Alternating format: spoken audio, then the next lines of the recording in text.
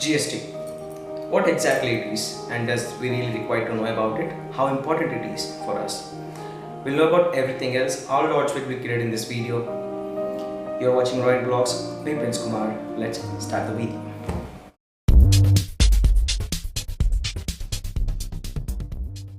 So GST, Goods and Services Tax. So what are goods first of all? Goods are nothing but the items which are being delivered to us, which we can touch, right? Which we can measure. And services are those which we cannot. I mean, those are just services. What else could be, right?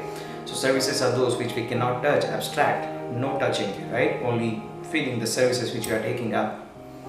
So why goods and services tax now in India? So before you know about goods and services tax, it's very important for you to know about what is the type of taxation system which is being used in India right now. So there are three types, but basically we'll be talking about direct taxes and indirect taxes. So direct taxes are the taxes which we pay to the government directly, right? The income tax, property tax, commerce tax, and all those kind of taxes which we pay directly, which we file by our own hands. And indirect taxes are the taxes which we are not paying to the government directly, but we are paying it to the person or the organization which we are buying the goods or services from.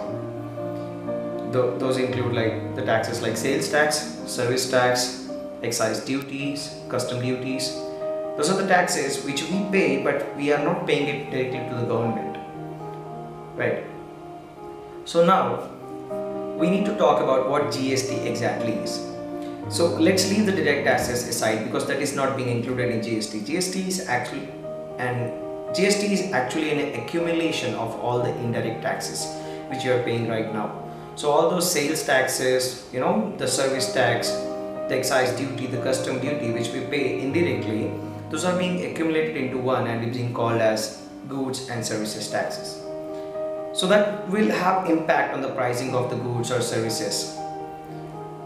So basically now GST is also classified into three types. One is CGST, IGST and SGST.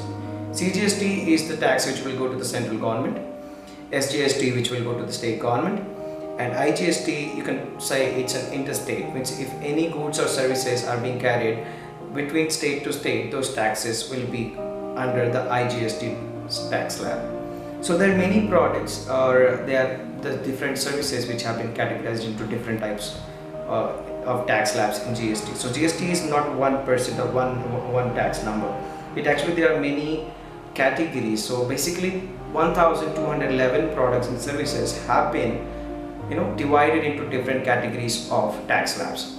So in the next slides you will see what are the products and which tax slab they have been placed into, namely 0% tax slab, 5% tax slab, 12% tax slab, 18% tax slab and 28% tax slab.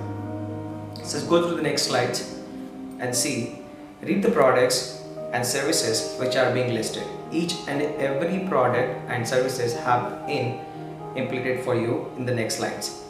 Here you can see the different categories: 0%, 5%, 12%, 18% and 28%. Let's have a look at the 0% goods. So the goods like fresh meat, chicken, eggs, butter, milk, curd, honey, vegetables, fruit, basin, bread and everything else of this kind of things like handloom bones and horn cones will be included on 0%. Let's have a look at the services which are in this tax slab. So hotels and lodges with tariff below 1000 rupees means their bill should be below 1000 rupees will be under GST of 0% tax slab. Let's have a look at 5% tax slab. So goods like fish fillet, apparel below 1000 rupees, packaged food items, footwear below 500 rupees, cream, skim milk powder, branded paneer, frozen vegetables, coffee, tea, spices, pizza, bread, medicines and all other mentioned here will be under 5% tax slabs. The services in this will be transport services like railways and air transport, and small restaurants will be under 5% category. Let's have a look at the 12% category. So goods such as apparels above rupees 1000, frozen meat products, butter, cheese, ghee, dry fruits in packaged form, animal fat, sausage, fruit, juices, bhutaya, namkeen, ayurvedic medicines and everything else which you can see here will be under 12% GST category. So you can also see the spectacles, playing card, chess board, carom board, these all will also include in the 12% category. Let's have a look at the services. The street run lotteries, non-AC hotels, business class air tickets, fertilizers and work contracts will be 12% GST slash. Let's have a look at 18%. So goods under this category are footwear costing more than 500 rupees, BD, butter, biscuits, flavored refined sugar, pasta, cornflakes, pastries, vegetables, jam, sauces, tampons, monitors, speakers, headgear, aluminium foil, steel items, printers, and every other electrical item will be under 18% tax slab. Services under 18% tax slab are AC hotels that serve liquor, telecom services, IT services, branded garments, and financial services. And the AC hotels whose tariff is between rupees 2,500 to rupees 7,500 rupees. The restaurant center 5-star will also 18%. Let's have a look at goods on 28%. Berries, chewing gum, molasses, chocolates, pan masala, aerated waters, deodorant, and everything else which you can read over here, like shampoo or sunscreen, wallpaper, ATM, vending machines, shavers, hair clippers, and automobiles and motorcycles especially will be under 28% tax slab of GST. The services in this are private land lotteries authorized by states, and hotel rooms above 7,500 rupees will be 28%.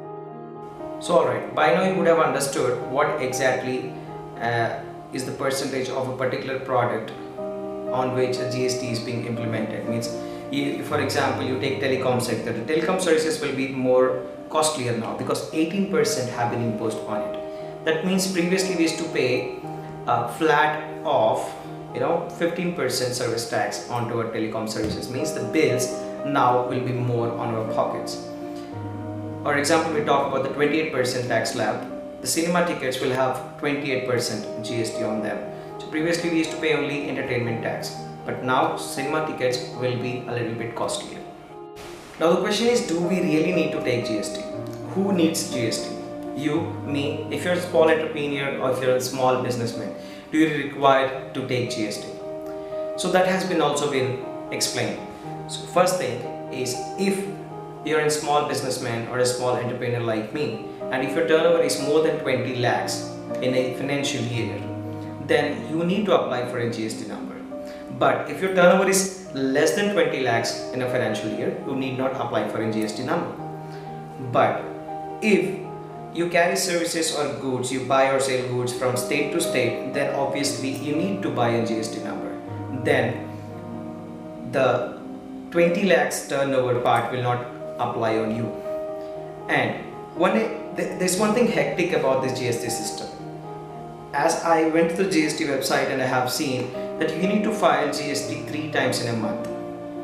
That's hectic, very, very hectic, because we are small entrepreneurs, we are small business people. So we always think about decreasing the expenditure and increase the profit so that we run, right?